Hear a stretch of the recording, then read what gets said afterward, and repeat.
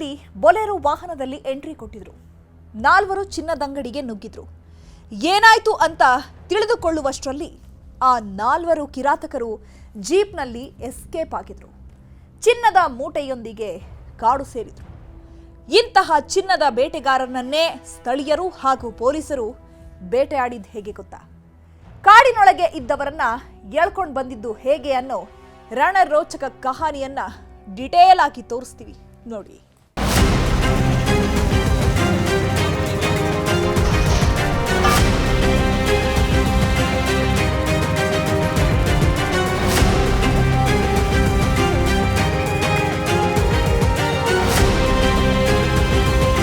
ಬೊಲೆರೋದಲ್ಲಿ ಥೇಟ್ cinema ಸ್ಟೈಲ್ನಲ್ಲಿ entry ಕೊಟ್ಟಿದ್ದ ಕ್ರಿಮಿಗಳು ಹೇಗೆ police ವಾಹನದಿಂದ ಗಿಳಿತಾರೆ ನೋಡಿ.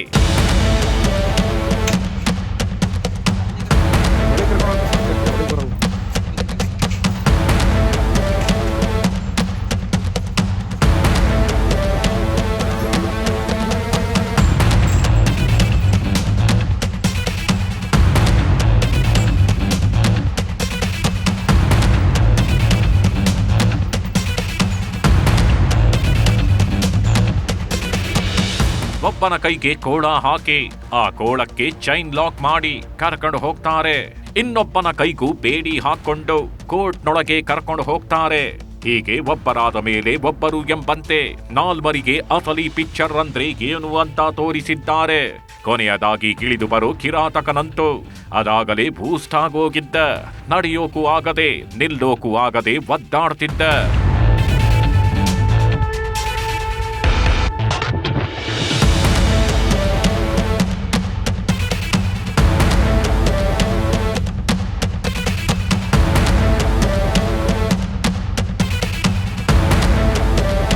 ಮುಖಕ್ಕೆ ಕರಿ ಬಟ್ಟೆ ಹಾಕೊಂಡು ಪೊಲೀಸರ ಬಳಿ ತಗಲಾಕೊಂಡಿರೋ ಈ ಕಿರಾತಕರ ಬಂಗಾರದ ಬೇಟೆ ಹಿಂದಿನ ಕಹಾನಿಯನ್ನ ತೋರಿಸ್ತೀವಿ.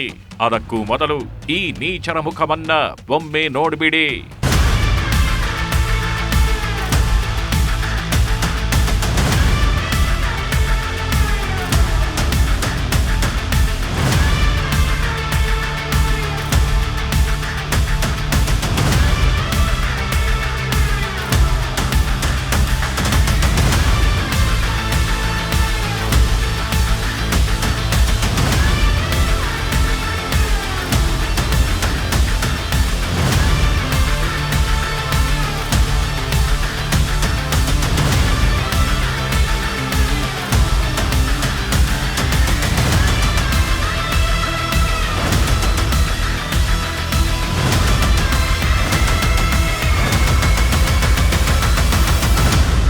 ನೋಡೋಕೆ ಡಿಫರೆಂಟ್ ಆಗಿ ಕಾಣಿಸ್ತಿರೋ ಈ ಮುಖಗಳು ಸುಮ್ಮನೆ ಅಲ್ಲ ಕಣ್ರಿ. ರಾಜಸ್ಥಾನಿ ಗ್ಯಾಂಗ್ ಇದು. ಅಂತಾರಾಜ್ಯ ನಟೋರಿಯಸ್ ಕಳ್ಳರು ಈ ಕಿರಾತಕರು. ಇಂತಹ ನೀಚರು ಪಕ್ಕಾ ಪ್ಲಾನ್ ಮಾಡಿಕೊಂಡು ಬೊಲೆರೋ ವಾಹನದಲ್ಲಿ ಆಗಮಿಸಿ ನೇರವಾಗಿ ಚಿನ್ನದಂಗಡಿಗೆ ನುಗ್ಗಿ ಸಿನಿಮಾ ಸ್ಟೈಲಿನಲ್ಲಿ ದರೋಡೆ ಮಾಡಿ ಎಸ್ಕೇಪ್ ಆಗಿದ್ರು. ಹೆಸರು ಅರವಿಂದ್ ಕುಮಾರ್, ಡುಂಗರ್ ಸಿಂಗ್, ಮಹೇಶ್ ಸಿಂಗ್ ಹಾಗೂ ಮಧು ಸಿಂಗ್. ಸಮಯ ಮಧ್ಯಾಹ್ನ 2:30. ಖಾರದ ಪುಡಿ ಎರಚಿ ಚಿನ್ನಾಭರಣ ಲೂಟಿ. ಇದು ತುಮಕೂರು ಜಿಲ್ಲೆ ಶಿರಾ ತಾಲೂಕಿನ ಕಳ್ಳಂಬೆಳ್ಳದ ಬೆಂಚೆ ಗೇಟ್ ಬಳಿ ಇರುವ ಜಗದಂಬಾ ಚಿನ್ನದಂಗಡಿ. ಇದೇ ಏರಿಯಾದ ಜನ ಫೆಬ್ರವರಿ 22ನೇ ತಾರೀಕು ಬೆಚ್ಚಿ ಬಿದ್ದಿದ್ರು. ಇದೇ ಚಿನ್ನದಂಗಡಿ ಬಳಿ ಸೇರಿದ್ರು.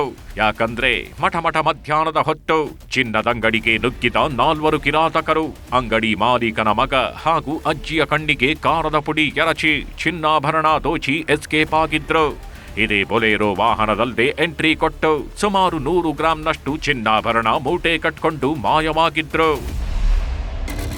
ಹುಡುಗ ಬಂದು ಕೂಕ್ಕೊಂಡ, ಸರ್ ಹಣ ಎಲ್ಲ ಹೊಡ್ಕೊಂಡು ಹೊರಟೋಗ್ಬಿಟ್ರಣ. ನಾನು ಹೊರಗಿಂದ ಹೊರಗೆ ಓಡ್ ಬಂದೆ. ಆಲೆ ಫುಲ್ಲು ವಿಕಾರ, ಖಾರದ ಪುಡಿ ಕಣ್ಣೇ ಬಿಡೋಕ್ಕಾಗ್ತಾ ಇಲ್ಲ. ಅವನು ಪಾರ್ಟಿ ಹುಡುಗ ಓನರ್ ಮಗ. ಆಲೆ ಬೊಲೆರೋ ಅಲ್ಲಿ ಸುಮಾರು ಯರಮದ್ನಹಳ್ಳಿ ರೋಡ್ ಅಷ್ಟರ್ದಾಗ ಹೋಗ್ತಾಯಿತ್ತು. ನಾವೇನು ಮಾಡಿ ಹಿಂದಿಂದ ಹುಡುಗ ಅಂಥದ್ರಲ್ಲೂ ಕೂಡ ಗಾಡಿ ಚೇಂಜ್ ಮಾಡ್ದೆ ಬೈಕು. ನಾನು ಹಿಂದ್ಗಡೆ ಕೂತಿದ್ದೆ, ನನ್ನ ಕೈಲೇ ಕೂತ್ಕೊಳಕ್ಕಾಗ್ತಾಯಿಲ್ಲ. ಅವ್ನು ಗಾಡಿ ಓಡಿಸ್ದ. ಪೆಟ್ರೋಲ್ ಬಂಕ್ ಹೋದ್ರೊಳಗೆ ಅವ್ನು ಸುಸ್ತು ಹೊಡೆದ್ಬಿಟ್ಟ. ಅಂದರೆ ಓಡ್ಸೋಕ್ಕಾಗಲಿಲ್ಲ, ಖಾರದ ಪುಡಿ ಓವರು ಕಣ್ಣು ಉರಿ ಬಂದ್ಬಿಟ್ಟು ಓಡ್ಸೋಕೆ ಸ್ಟಾಪ್ ಮಾಡಿಬಿಟ್ಟ. ಮಧ್ಯಾಹ್ನದ ಹೊತ್ತು ಎಂದಿನಂತೆ ಜನ ಆರಾಮಾಗಿ ಓಡಾಡ್ಕೊಂಡಿದ್ರು.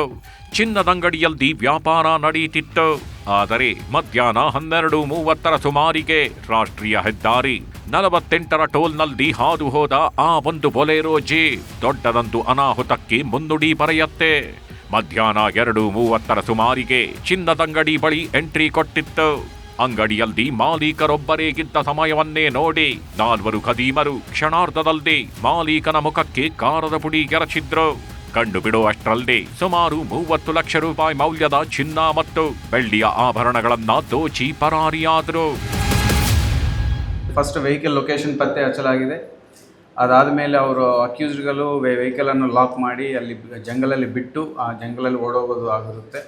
ಸೊ ಆಮೇಲೆ ನಮ್ಮ ಬೇರೆ ಬೇರೆ ತಂಡಗಳೆಲ್ಲ ಓಡಾಡುವಾಗ ಒಬ್ಬರೊಬ್ಬರೇ ಇಡೀ ರಾತ್ರಿ ಕೂಂಬಿಂಗ್ ಮಾಡಲಾಗಿ RJ16 UA 7398 ನಂಬರಿನ ರಾಜಸ್ಥಾನಿ ನೋಂದಣಿಯ ಬೊಲೆರೋ ವಾಹನ ಸಿಸಿಟಿವಿಯಲ್ಲಿ ಸೆರೆಯಾಗಿದ್ದೇ ತಡ ಪೊಲೀಸರು ಅಲರ್ಟ್ ಆಗ್ತಾರೆ. ದರೋಡೆ ವಿಷಯ ಗೊತ್ತಾದ ಮರುಕ್ಷಣವೇ ಫೀಲ್ಡ್ಗೆ ಇಳಿತಾರೆ. ಬೊಲೆರೋ ವಾಹನವನ್ನ ಬೆನ್ನತ್ತಿದ್ದಾರೆ. ಮೊದಲು ಬೊಲೆರೋ ವಾಹನ ಎಲ್ಲಿದೆ ಅಂತ ಕಂಡು ಹಿಡಿಯೋಕೆ ಮುಂದಾಗ್ತಾರೆ. ಆಗ್ಲೇ ನೋಡಿ ಬೊಲೆರೋ ವಾಹನ ಕಾಡಿನಲ್ಲಿ ಸಿಗೋದು.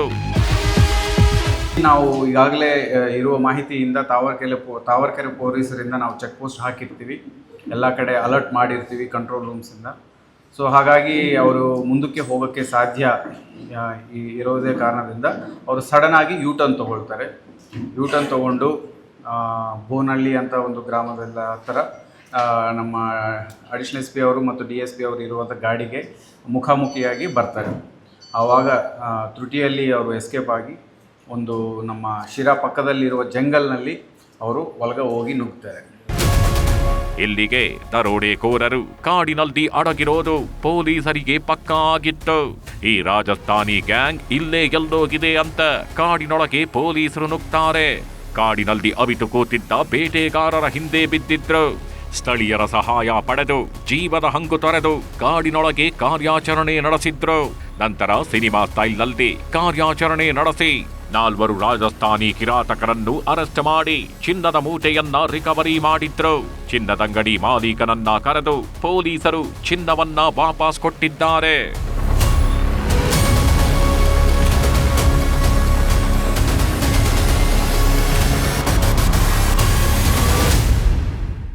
ಹಾಡ ಹಗಲೇ ದರೋಡೆ ಮಾಡಿ ಪೊಲೀಸರಿಗೆ ಸವಾಲು ಹಾಕಿದ್ದ ರಾಜಸ್ಥಾನಿಗಳು ಕಾಡಿನಲ್ಲಿ ಸಿಕ್ಕಿದ್ದಾರೆ. ಕಾಡಿನಲ್ಲಿ ಚಿನ್ನಾಭರಣ ಬಚ್ಚಿಟ್ಟು ಎಸ್ಕೇಪ್ ಆಗೋಣ ಅಂದ್ಕೊಂಡಿದ್ದವರು ಜೈಲೂಟ ಫಿಕ್ಸ್ ಮಾಡ್ಕೊಂಡಿದ್ದಾರೆ ಅಂತ ಹೇಳ್ತಾ ಇದಾಗಿತ್ತು ಈ ಹೊತ್ತಿನ ಕ್ರೈಮ್ ಡೈರಿ. ಮತ್ತೊಂದು ಇಂಟ್ರೆಸ್ಟಿಂಗ್ ಕ್ರೈಮ್ ಕಹಾನಿಯೊಂದಿಗೆ ಮುಂದಿನ ಎಪಿಸೋಡ್ನಲ್ಲಿ ಭೇಟಿಯಾಗೋಣ. Until then take care.